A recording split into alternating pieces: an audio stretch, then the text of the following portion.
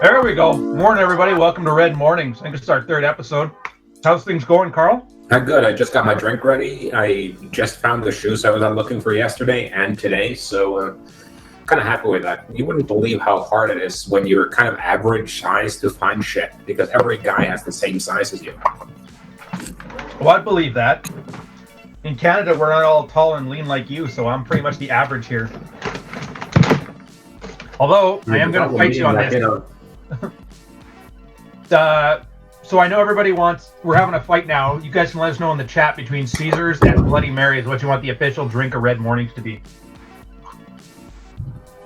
And I'm going to go with the Bloody Mary just because Clamato juice is impossible to get for the large part of our audience outside fucking Canada. Is that why you guys don't, like, they don't have it in the States at all? Oh, the States have it, but I was thinking Europe. Damn. I figured that'd be the exact kind of thing Europe would do where they drink clams. It seems so French. Well, to be fair, what you could do is you could just add oyster sauce to your tomato juice and probably be roughly the same flavor. Probably. Yeah, I can see American. But I was going to say, there's no way they don't have that in the States. She just came back. My wife was just down in Miami, and she came back with carrot cake flavored Oreos. I'm like, or jalapeno flavored M&Ms. Like, what in the fuck is this? Yeah, the States even have dick flavor lube. For the girls who want extra dick flavor. He's been in Europe 2 days, turns into hardcore Eurofag. I love it. All right. I guess we might as well start chatting about what we wanted to chat about here. First thing I was going to go on is those Tinder dates. Oh, yeah, the screenshots, yeah. I shared those with you, and it was just... the kind of thing was a lot of girls have been starting to add, comments in their profiles like no one-night stands or swipe left if you're only here for sex. It's basically a way for them to kind of get the social proof that I'm actually here looking for a serious relationship. I'm not just here to get loud. The problem with it is you kind of have to you can't do real direct game with them. And I was trying to find an opener. And I came across this girl who had only that as her bio text. And I was drinking that night, so I was, okay, I'm going to do this just to see what the fuck will happen. And okay, so this is the opener. I just sent her here that I'm not just up to sex. I also wanted to laugh at my jokes and feed me. Because when the girl put like, swipe left if you're just here for sex, I had to say something. It's not just the sex. I also want food. So we went into this a little bit. So I had the whole I'm going on a date with this girl in a couple of days, by the way. The reason why there's a blackout in the middle of the chat there is because she actually used my real name in her message. Yeah, and then here we have the end of the conversation where we just go into logistics. So what it kind of goes to show is just that you can get across if you use humor as a bridge there. You don't have to I could have done something like a Anthony Johnson opener there, but I think that would have scared the cat away. I find that his kind of stuff works way better in the States. For some reason, American girls respond better to that bluntness. Even in Canada, you kind of got to be a little more nuanced with it. Europe is the same thing as Canada. You kind of have to be a little bit more subtle with it. Like in America is probably the only place where hi, wanna fuck would work. Maybe Montreal, but only if you have that hardcore Campagnon accent. Maybe. French people can work. Hey, à te coucher, esti? Tabarnak. How sexy does that sound? So I did because I know asking women to cook is like a huge thing that always gets them pissed off in that. So I like using that in my game. So that was how I ended up sleeping with my girl for the first time. So just be careful out there. You don't end up with one for 10 years. Oh, what was the opener? It wasn't even that. It was just, I've never seen a woman make so much as a sandwich in my life. Like, they're useless. And then she goes, oh, I can cook. I'm like, all right, let's see. And so we were at a martini bar at the time. And we just walk out to go to the grocery store. And I'm paying the bill. And I hear her say something in the background. I'm like, what, sex? And then the waitress interrupts, goes, smooth. Went to go get groceries. And then came back to my place. She made was it chilaquiles or chili rellenos? I can roll my R's now. Chili rellenos, and then spilled some things on her dress, did some laundry, and naturally had to wash her clothes. So there you go. I was just going to comment because Rule Zero Dad amazing tweets from that guy, by the way. And once in a while, he has some real savage shit. Yeah, he's one of the married red pill guys. He's fucking awesome, man. I can't say enough good things about him. Oh, hey, there he is. The dream opener. Yeah. Yeah, he said it works. I don't know. The thing with it is I got a couple of lays off it as well. But what I kind of noticed with it, it's very hit and miss. And in my case, at least, it was more, I talked to Ryan about the shirt before the show, and he assured me it comes with a Filipino boyfriend. You can cross that one off your notes. Really, really insulted that you make fun of Magnum PI like this. Yeah, you're not really a Magnum PI guy. You're more like a Higgins. Walked right into that one. Or you can cross that one off of your checklist too. Thanks, Pimp Juice. You're the greatest. How do you ban people from channels? Oh, but you were saying about the opener in Poland. Yeah, I actually got laid a couple of times in Europe off the dream opener. Mm-hmm. But the main issue with it that I found was that, okay, if you send it to 100 girls, maybe you get like 10 to 20 responses, and about 2/3 of those are negative. Right. So you kind of burn the bridge real early. It's better to I found that when you have time to have a little bit more lead time on the girls, so you can kind of go back and forth and banter a bit over a couple of days. Number one, your flake rate goes way down. And number two, your response rate goes up a bit overall because you end up not missing out on so many girls because they found your opener to be overly crass, because you're aiming for a girl who's both down to fuck and has a specific type of humor and actually gets that it's a joke. Groundshark Coffee. They strive to make coffee that inspires you to be your best. Coffee that gives you a morning jolt or the afternoon energy to make your dreams a reality and tastes damn good while it's at it. I could see that. Especially, I can see that being especially important if you're in because I know Florida is a rather big place, but like where I was doing game was only about 100,000 people. So if you did that opener, you would run out of numbers pretty soon. Like you couldn't last longer than a year. Well, like an area with, let's say I tend to think that you shouldn't be in a place with less than 300,000-400,000 people, and ideally you want a college or two there because then you have the constant influx of new girls. Mm-hmm. I could see that. Would have been nice. They don't make a Navy anywhere inside the coast, so whatever. Yeah, and also to Defender's point, Anthony does get reported quite a lot for his opener, and you don't want to get banned off Tinder. It's not that hard to create a new account, but if you're running the gold version like I do, then you lose out on your subscription. You're going to have to set up a new Google Play account, etc. And I have a couple hundred burner accounts, so it's not that it's that hard, but it just takes time and effort. Speaking of which, have you seen that guy who also had 100 burner accounts? He would just he built that program that kept swiping 20 different phones to the right. I wish I could remember what the hell the point of it was too. I think he was just trying to get rejected as much as possible. The fact that he was programming a Raspberry Pi with Tinder probably helped though. No, what he wanted to do was, I think, get as many matches as possible. So he had it set up to just auto-swipe everything, and then to send an opener to all of the girls. And of course that doesn't work because you end up killing yourself with Tinder's algorithm. Yeah, that's what I was going to say, because we have a red pill Tinder guide, which actually goes over that, where the guy, was it every 4 months, he nukes his account, creates a new one, so he gets that initial boost. And then he's very selective with his swipes because, as you said, if you swipe too much, it drops you down. Not swipe too much, but if you swipe too much, if you have gold and you can do unlimited swipes, yeah, that will sync your account real quick. But then it's also if you have if you right swipe everyone, because that makes Tinder think, oh, he's not very discerning, he's just desperate. So what you have to do there? So what you have to do there is, I'm between 50 to 70% right swipes roughly. Sometimes I hit 40 if I'm unlucky, because for some strange reason, and I'm not sure why this is, my Tinder is either you're talking really hot girls, like 6, 7 and up, or you're talking, total land beasts with 8 kids by 19 different products.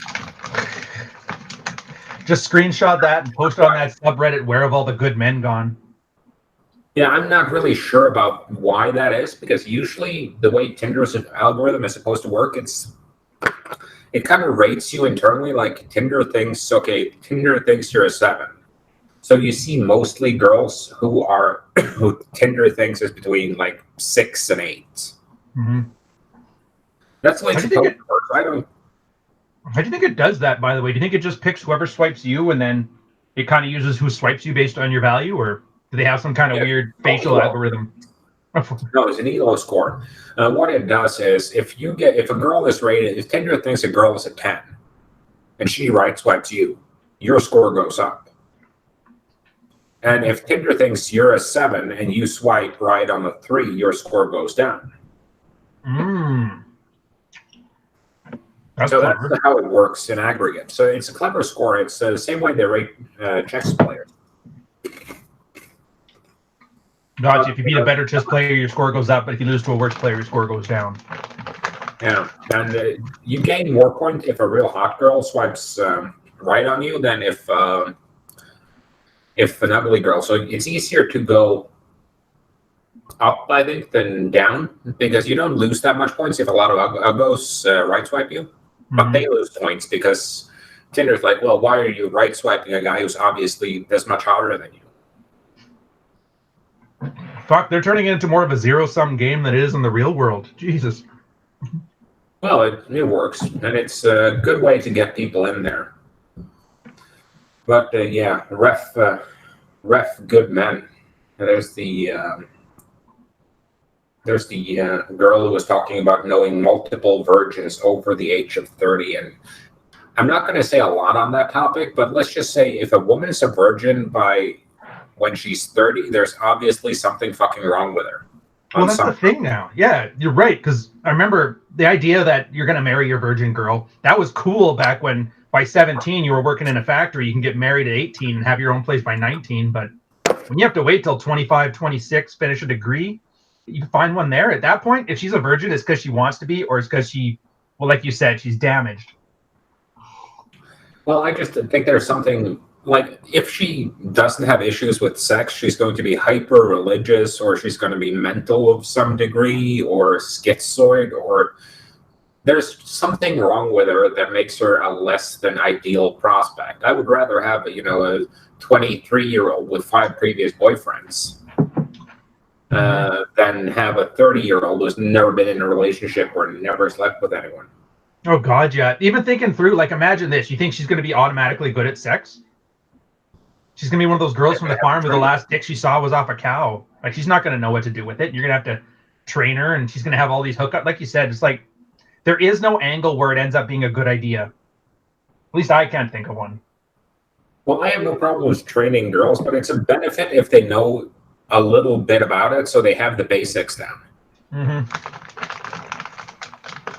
Same thing with hiring a new employee. You don't want to hire someone who has no clue what you're doing. What you want to hire someone with enough competence that you don't have to kind of go through and handhold them through all the basics, but not so much experience that they're completely unteachable.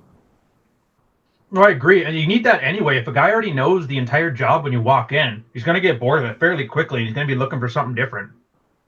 So it's kind of in your best interest to have a little bit of training. But you're right, yeah, just a little bit. So I'm trying to go through the chats here. Oh, here we go. Fuad wants to know, how do I pick up lesbian chicks? Be a girl. That'll help. Second, aim for lugs. Don't end up for pure lesbians. There's no such thing as real lesbians. Yeah, whatever. I'm not even going to quibble over that one right now, even though I'm sure you're right. But I don't know. I've only slept with a lesbian once, and I didn't know she was a lesbian at the time. And I'm pretty sure it was some kind of weird scavenger hunt, and I was one of the items on the list. So I wish I could give you some kind of like, oh, it was easy. I just did this, but all I did was the same thing I did to normal girls. And then one of the girls from the group gave her the nod. So. Yeah, so Armed Trucker, can you please elaborate a little bit? Because you say after 120 matches, 90 conversations, 40 dates, and 20 second dates, 10, 120. So you basically got 10 ways in 120 matches. So that's pretty good. Yeah, I think 5 to 10%. Yeah, that's usually what I was doing with day game. because you want to look at, like, if you score 100 numbers, you get like maybe half of them don't pick up, and then you get like half of that again maybe out on a date, and out of those about half flake, and out of about half of the girls you bring on a date you end up sleeping with. But it gets real streaky. So like you get hot streaks and you get cold streaks in game all the time. So that's usually a good thing. I tweeted about that yesterday, that it's whenever I start, feeling a bit guilty about my womanizing, Yeah. I'll hit like a cold streak where I get like a couple of flakes and a couple of real horrible dates, and I'm like, fuck these bitches. Every time you want out, they bring you back in. All right, I take it back down. I don't think you're going to end up with a girl who can make a sandwich and then a 10-year relationship coming out of it. So, a red button, a menu, dick. I don't understand that one. Sorry, AZD. By the way, have you seen Rule? I'm gonna mention you in the chat here because it was just such an awesome story. He has one on Reddit. If you guys haven't seen it, it's fucking awesome. Where he brings up, he's probably had one of the harder red pill lives I've ever heard of. But it was because there was a rash of guys coming in whining about woe is me. My wife did this. I don't know how to do that. And then he kind of brought his story in. And it's some shit. I don't know when I say it on chat, so I'll wait till he gets me okay for it. But he essentially called them out on, like, your life's not that hard. Like, here's mine, and I'm not bitching about it. And it ties into one of the topics I really wanted to talk about here, even though I don't know if it's going to be more single or relationship game, but where guys aren't even the main character in their own story. Like when we ask guys about field reports all the time, like what have you done, what's good? Same approach you would do to talking about your Tinder dates, but talking about how they deal with their wives. Oh yeah, so he was adopted. His parents like left him on one of those Waco commune kind of things. So it's all fucked up. Anyways, that's the hit of the story. But the guys, when they describe the story, they're essentially giving a field report of the wife from the wife's perspective. It's the most fucked up thing. And I don't know if you've seen that from the single side. Obviously not you, but I haven't seen that specifically. But then again, like I read the Married Red Pill like twice, and I ended up having to go through a serious round of antidepressants and electroshock therapies. I never went back. Oh yeah, it's a codependent workshop. We're basically bringing guys. When they see too much beta, like that's exactly what they're talking about. Is those kind of guys. Well, it's not just too much beta; it's all beta. Well, fair enough. I guess that's the point. But yeah, it's weird because you'd see field report after field report of guys, and she did this, she did that, she did this, so I'm going to do this in return. Like we used to joke around where guys would just give you a tally of how many she statements and how many I statements, and that was our version of getting ratioed. And I know psychologically there's something to it. It might be a combination of what you call death by 1,000 concessions. It might be some kind of mommy complex, but I've never quite understood it. Curious if you have thoughts.